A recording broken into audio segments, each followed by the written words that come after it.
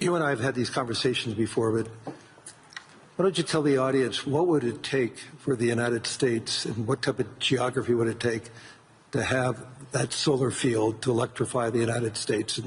And then let me ask a question, why aren't we doing it? Yeah, so, I mean, I guess a rough way to think about it is 100 miles by 100 miles, we'll call it 160 kilometers by 160 kilometers of solar is enough to power the entire United States. So the 100 mile by 100 mile area is, I mean, you could take basically a small corner of Utah, Nevada, New Mexico. Obviously, you wouldn't want it all in one place, but it is a very small percentage of the area of the U.S. to generate all of the electricity that the U.S. uses. And the same is true, actually, I mean, for Europe. You could take a small, you could take relatively unpopulated areas of, say, Spain and Sicily and generate all of the electricity power that Europe needs. So why don't you think that there's a movement towards that here and in the United States? Well, there is. As it is in China. Well, unfortunately, in the U.S., the tariff barriers for solar are extremely high, and that makes the economics of deploying solar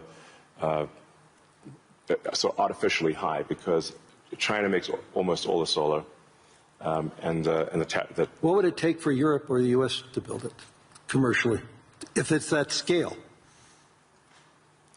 Yeah, I think.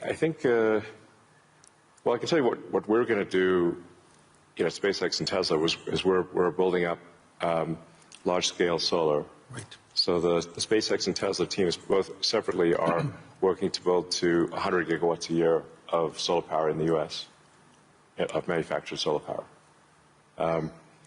and that'll probably take us, I don't know, about 3 years or something. But these are pretty big numbers, you know, I'd encourage others to do the same.